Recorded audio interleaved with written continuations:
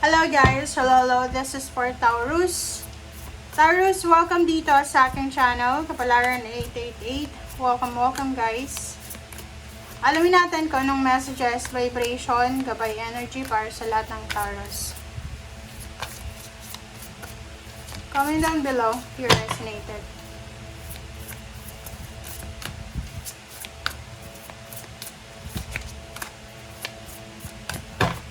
Alright, Taurus. Oh, sorry.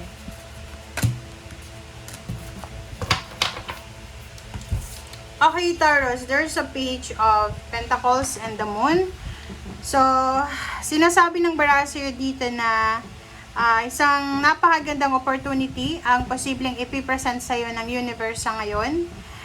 There's a good news about your career. There's a career move, promotion, or kailangan mo mag-training, kailangan mag-aral, additional learnings, additional skills training, parang ganon.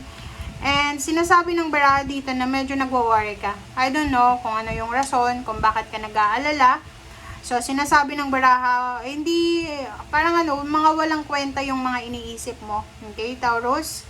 Unnecessary worries daw yan. So, makinig ka sa iyong intuition and pay attention sa mga signs, synchronicities na galing sa Panginoon. I-let go mo daw yung takot mo kasi hindi yan makakatulong sa'yo. True yan guys Marami tayong mga kinakatakutan na hindi naman nangyayari, 'di ba? Sa sobrang overthinking natin, hindi natin nagagawa yung mga dapat magawa natin hanggang sa wala ng oras para gawin yon or nawala na yung interest mo, yung excitement mo. Kaya, ang sabi ng baraha dyan sa'yo, yun, huwag kang matakot. Okay? Huwag kang matakot. Harapin mo kung ano yung kinakatakutan mo. And at the same time, tanggapin mo kung ano man yan na promotion, level up na posibleng mangyari sa'yo. Ang nakikita ko sa'yo dito, Taurus, sobrang sipag mo. Magaling ka rin sa trabaho. So, kung may mga promotion, salary increase, opportunity na yan sa career, deserve mo yan. Walang sino man na makakapag-question sa pagiging masipag mo, sa pagiging magaling mo, lalo na sa craft mo. Okay? So, yun. Masteral, doctoral, or mga additional learnings, additional knowledge ang posibleng gawin mo. Pagpaplanuhan mo siya this week.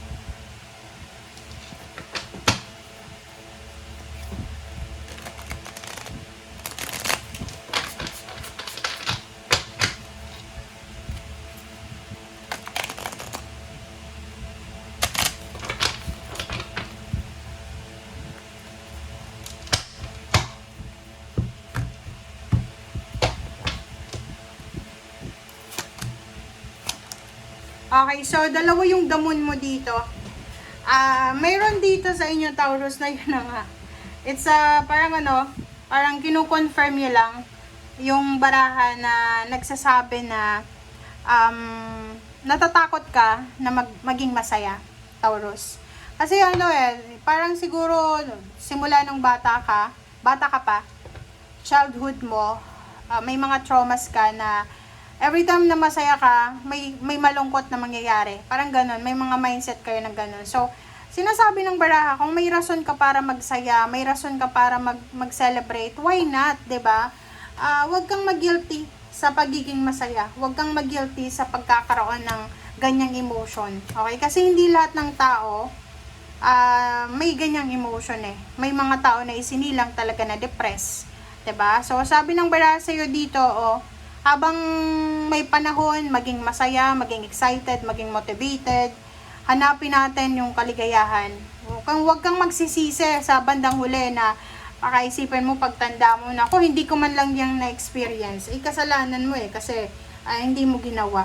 'Di ba? There's a water sign, Pisces, Scorpio, and Cancer na posibleng makakatulong sa'yo. Na yun, pwedeng makatulong sa'yo na makapag-ipon ka ng pera, pwedeng pautangin ka, or pwedeng, makakatulong sa'yo kung ano man ang mga financial needs mo. Okay, next is Three of Wands and Magician. Yun. So, doon sa mga Taurus na you are waiting, okay? Maybe you're waiting for something na magical, So, sinasabi ng Barasir dito na congratulations. Congratulations guys kasi isang magical, unexpected na situation ang posibleng mangyari sa'yo. Ayun, gaya neto, promotion, salary increase, travel, or whatsoever man, na posibleng matagal mo yan na hinihintay, na dumating na. Okay, so Ace of Cups, Ace of Wands, Ace of Pentacles. So, yun. Diba? Maraming magsisimula sa buhay mo. Like, for example, yun, isang trabaho, promotion, love life, emotion, friends, may mga masasettle na differences sa emotion. So, bakit pipigilan mo yung sarili mong maging masaya? Etong celebration na to, pwedeng celebration of success to. Pwedeng makatanggap ka ng recognition, awards, rewards from your company. Parang ganun. Okay, next is Seven of Pentacles and Page of Cups. So, sa nakikita ko sa'yo dito, Seven of Pentacles and Page of Cups. Ibig sabihin yan, there's someone na nag-aantay sa'yo. Pwedeng, pamilya mo to. Parents, siblings. May kailangan kang ibigay sa kanila. Like for example, give and take energy. Halimbawa, tinutulungan ka nila. Pinahiram ka nila ng sasakyan. Okay? So, kailangan ibalik mo kasi sa panahon ngayon guys, kahit na sabihin natin na kadugo natin yan, once na may inagrabyado tayo or may kinompromiso tayo, kailangan ibalik natin. 'Di ba? Love life, kung naghahanap ka ng love life, single ka, so sinasabi ng barahan na possible na may love life na papasok sa buhay mo, or pera din. So, kung nag-aantay kayo na may magpautang sa inyo, pwedeng may magpapautang sa inyo. Okay, sa nakikita ko sa'yo dito, yung iba sa inyo dyan, Taurus na parang stagnant, yung parang feeling mo, may trabaho, may love life, maganda naman yung buhay mo, pero pakiramdam mo empty. Pakiramdam mo nasasakal ka. Sabi ng baraha, huwag kang mag-alala kasi bibigyan ka ng opportunity ng divine na makapagsimula ulit, makapag-settle sa sitwasyon na gusto mo. Like sa love life, may mga long-term relationship na unexpected or expected na maghihiwalay. There's a relationship sa trabaho din, so na pwedeng maging rason para ma-terminate ka or whatsoever. May mga promotion din.